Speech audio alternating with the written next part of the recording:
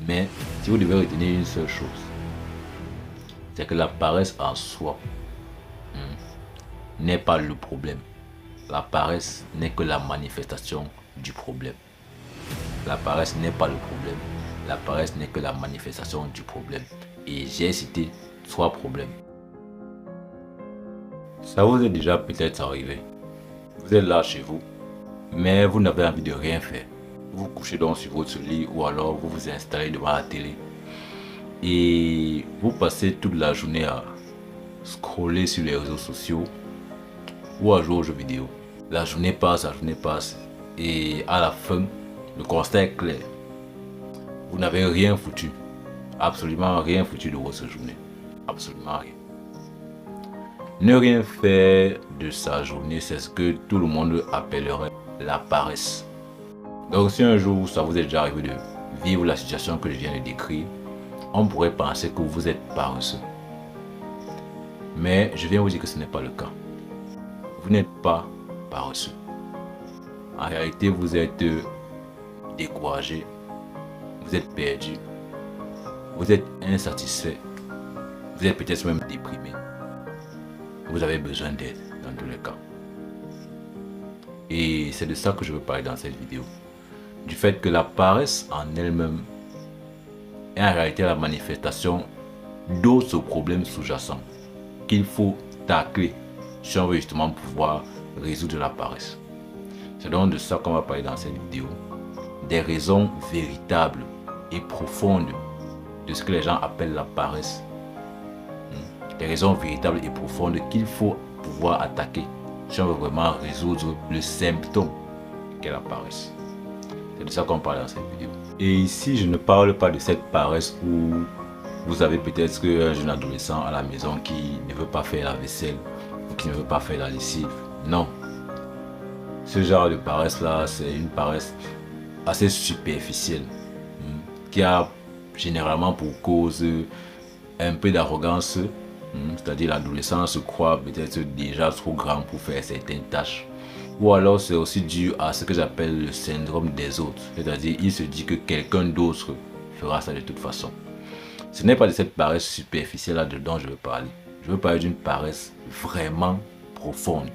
Celle où en fait quelqu'un ne veut plus rien faire de sa vie. Il veut juste rester couché et voir la vie défiler. La paresse où quelqu'un ne veut plus rien faire de sa vie. C'est de cette paresse-là que je parle. Pour vous situer un peu la profondeur à laquelle je veux aller. Donc c'est un peu ça. Il y a le premier problème qui entraîne que quelqu'un devienne paresseux ou soit paresseux. C'est le fait d'être perdu en réalité. Et quand je dis perdu, c'est en termes d'orientation dans la vie. On aura deux cas ici. C'est-à-dire, il y a celui qui est perdu parce qu'il ne sait pas quoi faire de sa vie. C'est-à-dire, il n'en a absolument aucune idée. Il n'en a absolument aucune idée. Vous voyez, il y a des gens sur la terre qui sont, on va dire, qui ont été assez chanceux de savoir très tôt ce qu'ils voulaient faire dans la vie. Ça s'est très vite révélé. Ils ont très vite trouvé leur chemin en fait. Mais d'autres doivent vraiment faire un travail profond pour vraiment trouver quel est le truc qui match avec eux en fait. Et c'est justement ça le problème, c'est que d'autres justement n'en ont aucune idée et finissent par abandonner. C'est-à-dire, il a essayé ceci, il n'était pas bon, il a essayé ça, ça n'a pas marché, il a essayé ça, ça n'a pas marché. Il a fini par laisser tomber. Vous voyez un peu. Donc, il est resté paralysé. Donc, il a renoncé en fait. Parce qu'il se sent perdu, il ne sait pas quoi faire, il n'a aucune idée de ce qu'il est censé faire. Et c'est ça qui se manifeste dans le fait que justement, il n'essaye plus. Il ne veut rien faire. Parce qu'il ne sait pas quoi faire. Il y a le deuxième cas, celui qui est perdu parce qu'en réalité, il y a tellement de choses qui passent dans sa tête qu'il ne sait pas quoi choisir. Je crois que c'est eux qu'on peut appeler les multipotentiels. Vous voyez un peu, les gens qui ont plusieurs talents, on va dire ça comme ça. Il sait faire ceci, il sait faire cela, il sait faire plein de choses. Mais à la fin, il reste paralysé. Parce qu'à un moment donné, il aime toutes ces choses-là. Et il ne veut pas se focaliser sur un seul truc, il ne veut pas choisir. Parce qu'en réalité, choisir, c'est renoncer. Ouais, un peu. Et il reste donc malheureusement coincé dans cet état de paralysie-là. Le choix, il a tellement de choix à faire qu'il reste paralysé. Parce qu'il n'arrive pas à se décider sur un choix. Parce qu'il ne veut pas renoncer aux autres. Parce qu'il sait que s'il choisit un, il devra malheureusement renoncer aux autres. Il n'arrive pas à faire ce choix et du coup, il reste paralysé. Il déprime même parfois. Parce qu'il ne sait pas quoi faire. C'est comme une femme avec de multiples courtisans. Elle aime tous ces courtisans-là et c'est très dur pour elle de faire un choix. Et tellement c'est dur que justement, elle reste sans faire de choix. Et le temps ne fait que passer. C'est ça le dilemme. Et généralement pour eux, pour se sortir de cette situation-là, malheureusement, pour celui qui ne sait pas quoi faire, il est obligé de continuer d'essayer. Parce que de toute façon, le renoncement est à proscrit. Il est obligé de continuer de chercher jusqu'à trouver ce qui va marcher avec lui. Et pour ceux qui ont plusieurs centres d'intérêt, leur solution à eux serait de trouver peut-être une activité qui rassemble tous leurs centres d'intérêt. Et si ce n'est pas possible, hélas, s'ils veulent vraiment avancer, parce qu'ils ne peuvent pas passer la vie à tourner en rond ou à rester indécis, s'ils veulent vraiment avancer, ils seront obligés de choisir un et de renoncer aux autres. C'est comme un homme qui courtise qui a plusieurs femmes à ses pieds. Ouais, un peu. On a beau avoir une réputation de Don Juan, à un moment donné, il faut se caser avec une femme pour fonder une famille. C'est de ça qu'il s'agit ici. Donc ça, c'est le premier cas qui entraîne la paresse, c'est-à-dire le fait d'être perdu sur ce qu'on doit faire. Je ne sais pas ce que je dois faire, du coup je ne fais rien. C'est ça. Voilà un premier cas, une première cause de la paresse. La deuxième cause de la paresse, en réalité, c'est le découragement. C'est le découragement. Et le découragement ici est dû à deux choses. C'est dû à ce qu'on a vu. Ouais, un peu. On peut être découragé par rapport à ce qu'on a pu observer ou découragé à cause d'un manque de confiance en nous-mêmes. Le premier cas dans lequel on est découragé, c'est généralement, je parle pour plein de jeunes qui ont dû voir leurs parents travailler toute leur vie, mais quand même finir, on va dire, misérable financièrement. Ce qui s'est créé inconsciemment dans le subconscient. Ouais, un peu. Cette analyse-là que si mon père ou ma mère a travaillé comme ça toute sa vie, mais a fini dans cet état de misère financière, est-ce que ça vaut vraiment la peine de travailler? Du coup, en fait, il a développé une aversion au travail. Ce qui fait que quand il grandit lui-même, il ne veut même pas engager ses efforts si c'est pour finir comme il a vu ses parents finir. C'est un blocage inconscient, c'est un blocage lié à... C'est presque un traumatisme en fait. C'est presque un traumatisme. Mais c'est à surmonter parce que heureusement nos parents, nous ne sommes pas nos parents. On peut faire les choses différemment. Mais ce qui est sûr, rester sans rien faire n'est pas une solution. Mais c'est déjà une bonne chose de savoir la cause de cette paresse-là. Et ça peut être une cause de la paresse. C'est-à-dire le fait d'avoir, vu qu'on a vu d'autres personnes travailler énormément, mais ne pas y arriver et réussir comme les gens pensent à la réussite. On peut se décourager de faire les mêmes efforts là parce qu'on ne veut pas finir comme eux, alors qu'on a beaucoup travaillé. Le deuxième aspect du découragement, c'est justement le manque de confiance en soi. C'est du genre, on voit tout ce qu'on a à faire, mais on manque de confiance en nous-mêmes et on se dit, de toute façon, je ne vais pas y arriver. Pourquoi me donner la peine donc de commencer? Vous voyez un peu le genre. C'est un découragement. Je sais que je ne suis pas capable. J'estime que je ne suis pas capable. Du coup, je préfère garder mes efforts pour moi. Je ne vais pas me dépenser pour un truc sur lequel je vais échouer de toute façon. Ça, c'est la deuxième forme de découragement qui mène à la paresse. C'est-à-dire, je ne me sens pas capable, je sais que je ne vais pas réussir. Du coup, je préfère ne pas essayer, je préfère rester tranquille. Ça encore, voilà la paresse qui est là.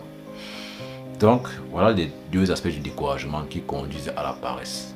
Mais tout ce qu'on peut dire ici, c'est que si on veut surmonter ça, il faut retrouver confiance en soi et comprendre que l'échec des autres et même de nos parents ne sont pas nos échecs. Et que l'échec de toute façon fait partie du processus. Ça, c'est pour ceux qui ont peur de commencer parce qu'ils se disent qu'ils vont échouer. L'échec fait partie du processus de toute façon. Donc autant mieux passer vite dessus que de rester paralysé parce qu'on a peur de l'affronter. Ça c'est le deuxième cas. La deuxième cause de la paresse, le découragement. Une troisième cause de la paresse, c'est l'insatisfaction.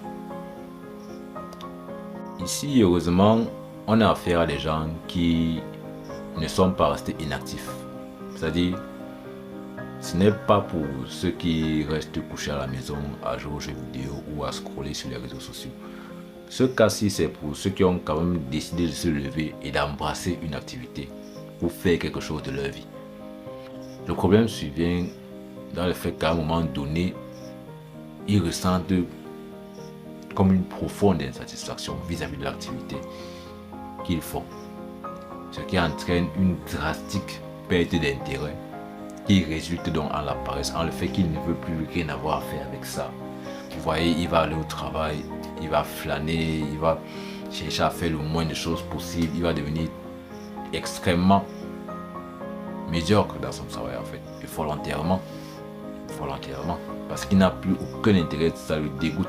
Chaque minute qu'il passe même au travail est une vraie torture pour lui. Ça c'est la paresse qui est donc la manifestation d'une insatisfaction, d'une perte d'intérêt dans le fait de faire ce qu'il faisait, une perte d'intérêt vis-à-vis de son activité. Voilà une cause de la paresse. Vous allez voir quelqu'un qui était un employé qui était extrêmement performant du jour au lendemain, il ne fait plus rien du tout. Vous allez dire que non, c'est ça. Non, non, non. Il a perdu l'intérêt pour l'activité. Ce n'est pas quelqu'un de paresse. Il n'est juste plus intéressé. Et la solution, justement, souvent pour ces gens-là, c'est de se diriger. Ils n'ont pas de choix, vu qu'ils ne sont pas paresseux. C'est juste qu'ils n'ont plus d'intérêt pour ça. Mais ils auront de l'intérêt pour autre chose. Et généralement, même, je pense, s'ils perdent de l'intérêt pour ce qu'ils faisaient actuellement, c'est justement parce qu'ils savent déjà ce qui les intéresse vraiment. Et c'est justement l'appel de cette autre chose-là qui leur fait perdre l'intérêt pour ce qu'ils faisaient déjà actuellement. Je ne sais pas si vous voyez un peu. Donc du coup, ils doivent répondre à l'appel de leur passion, si on dit ça comme ça, et aller faire ce qui les intéresse vraiment. Le cas que je viens de citer ici, c'est-à-dire l'insatisfaction, beaucoup, c'est le cas qui englobe beaucoup de gens. Oui, beaucoup de gens. Et normalement, les gens font des métiers qui ne les intéressent pas. Et c'est peut-être pour ça que, surtout dans les pays africains, parce que je n'ai pas été en Afrique, beaucoup de gens travaillent par nécessité, parce qu'il faut bien. Ça résulte dans le fait que personne n'est là où il devrait vraiment être, personne n'est là où il ne veut être, personne n'est là où il veut être. Personne n'est là où il veut être, du coup tout le monde fait un travail juste comme ça. Et c'est pour ça que les choses restent, on va se le dire franchement, médiocres en Afrique, surtout en Afrique noire. Malheureusement c'est ça. Donc voilà les causes de la paresse. Soit on est perdu quant à ce qu'on doit faire, soit on est découragé par rapport à tout ce qu'on a fait, soit on est insatisfait de l'activité qu'on fait déjà. Mais de tout ce que j'ai dit ici, si ça a été trop long pour vous, si vous devez retenir une seule chose, c'est que la paresse en soi n'est pas le problème.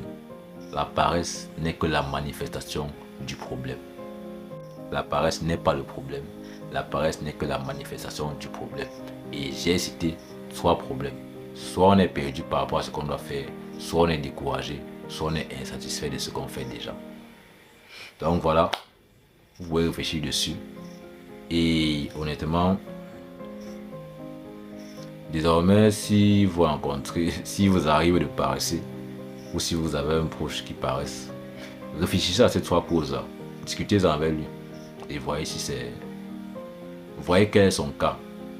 Et je pense que là, vous pourrez mieux l'aider à surmonter cette paresse. Parce que la paresse, à un moment donné, ça nous prend tous à un moment donné. Il arrive toujours ce moment-là où on ne veut plus rien faire. Ça arrive à tout le monde. Donc tout le monde peut passer par là.